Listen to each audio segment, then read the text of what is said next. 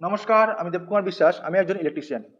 এর আগের একটা ভিডিওতে আমি আপনাদের জানিয়েছিলাম যে WBSEDCL তাদের ভেন্ডার লিস্ট কিন্তু আপডেট করছে।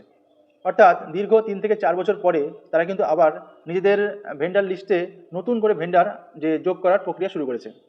আপনি যদি ইলেকট্রিক্যাল ফিল্ডে কন্ট্রাক্টরি করতে চান, অর্থাৎ যদি আপনি চান যে WBSEDCL এর যে সমস্ত কাজ হয়, LT হোক, HT হোক, যদি আপনি করতে চান, তাহলে কিন্তু ওরা নোটিফিকেশনের মাধ্যমে যে সমস্ত ডকুমেন্টসগুলো চেয়েছে সেগুলো ফুলফিল করে অ্যাপ্লাই কিন্তু আপনি করতে পারেন। তাহলে কিন্তু আপনি তাদের ভেন্ডার লিস্টের জন্য এলিজিবল হয়ে যাবেন।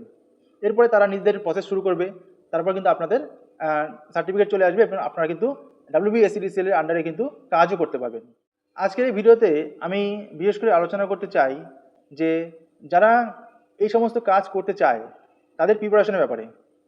অর্থাৎ আপনি যদি এই নোটিফিকেশনটা ভালোভাবে দেখেন তাহলে দেখবেন এর মধ্যে অনেক কিছু রয়েছে যেগুলো কিন্তু যদি আপনি ভাবেন না, অনেকে আছে তো যেভাবে দেখা গেলো 1 বছর 2 বছরের মধ্যে আমি লিস্ট হয়ে যাব, এটা করব ওটা করব, কিন্তু আপনি কিন্তু পারবেন না।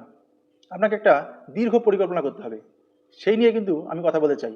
যেমন এখানে নোটিফিকেশনে দেখবেন যে লেখা আছে যে A class, B class, C class, এবং তার জন্য কিন্তু একটা অ্যামাউন্টের কথা বলা আছে। আপনাকে A ক্লাস যদি কন্ট্রাক্টর হতে চান আপনি, তাহলে আপনাকে কিন্তু 50,000 টাকা দিতে হবে। এটা হলো গিয়ে সিকিউরিটি মানি হিসেবে দিতে হবে। এরপরে যদি B ক্লাস হন তাহলে 75,000। আর যদি C ক্লাসের দুটো ভাগ আছে, সেখানে যদি দিতে চান প্রত্যেকটা কিন্তু 1 লাখ করে টাকা কিন্তু আপনাকে তাদের জমা রাখতে হবে। এইবার এটা গেলো একটা টাকার প্রশ্ন। আপনি হয়তো বলতে পারেন যে আমার টাকা আছে, আমি দিতে পারবো।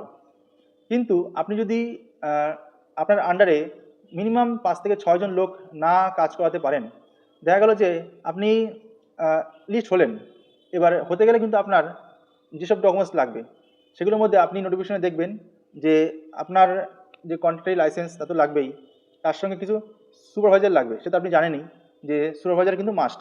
এবার সেখানে সুপারভাইজার যদি আপনি নিজে যদি হন কিংবা আপনার কোনো রিলেটিভকে সেখানে সেট করেন যে আমি সুপারভাইজার হিসাবে আমার রিলেটিভকে দিয়ে কাজ করাচ্ছিলাম একদিন, সেখানে দেখবেন যে তার সে যদি নতুন হয় তাহলে 1 to 11 তার আছে। কিন্তু এখানে চেয়েছে 1 to 11 হলে হবে না, 1 to 11 প্লাস দেখবেন নোটিফিকেশনে পরিষ্কার লেখা আছে যদি আপনি A ক্লাস হন তাহলে আপনার 1 to 11 এর সাথে সাথে কিন্তু 12, 6 এর A, 6 এর B, এই সমস্ত লাইসেন্স কিন্তু অবশ্যই আপনার দরকার। এগুলো প্রিপারেশন নিতে কিন্তু সময় লাগে, একবারে কিন্তু হয়ে যায় না। তারপরে রয়েছে প্রভিডেন্ট ফান্ড অর্থাৎ PAPSI অ্যাকাউন্ট। এগুলো কিন্তু আপনি যদি আজকে ভাবেন যে আমি আজকে করব আজকে হয়ে যাবে, সেটা কিন্তু হয় না, এতে সময় লাগে। এবং আপনি যদি ভাবেন যে আমি কিছু লোককে রাখবো, তাদের কিন্তু নতুন করে অ্যাপয়েন্টমেন্ট দিতে হবে, এই সমস্ত ব্যাপারগুলো কিন্তু রয়ে গেছে। এর জন্যই আমি বলি যে আস্তে আস্তে প্রিপারেশন নিন। WBSEDCL নিজেদের কাজ তো করাই, তার সাথে সাথে আপনি শুরু করুন ইলেকট্রিক্যাল কন্ট্রাক্টর হিসাবে অন্য কাজও শুরু করুন।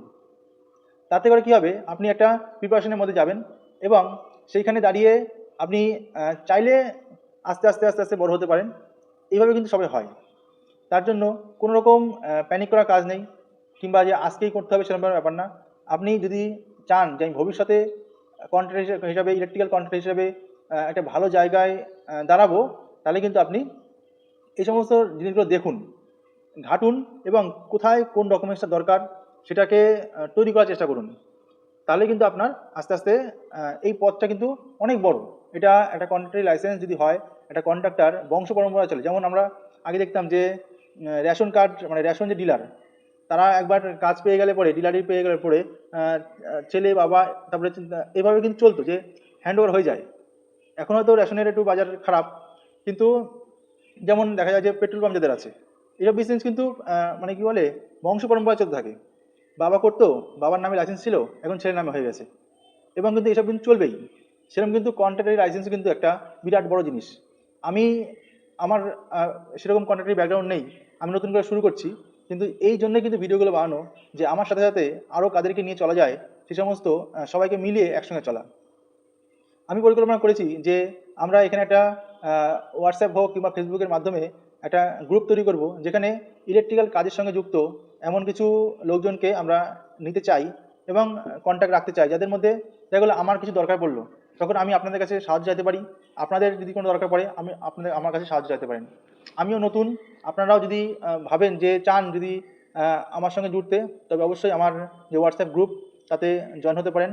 এবং যারা মানে কি কাজ যারা চান, যেমন আমার অনেক কাজের মানে ভালো ছেলে দরকার, যে যারা কাজ জানে ইলেকট্রিক্যাল ফিল্ডে, তাদের দরকার। তাদেরকে আমি কিন্তু কিছু কিছু কাজ দিতে পারি। এবার আমার সামর্থ্য অনুযায়ী আমি দেবো। আপনাদের যদি কোনো হেল্প লাগে অবশ্যই আমি করব। তা আমার এই চ্যানেলটা যদি আপনার ভালো লাগে তাহলে আমার সাথে থাকুন, এবং এরকম ভিডিও আরও দেখার জন্য আমার চ্যানেলটাকে সাবস্ক্রাইব করে রাখুন। পরবর্তী সময় দেখা হবে অন্য কোনো দিন অন্য কোনো ইনফরমেটিভ ভিডিও নিয়ে। ততদিন ভালো থাকবেন। Good bye.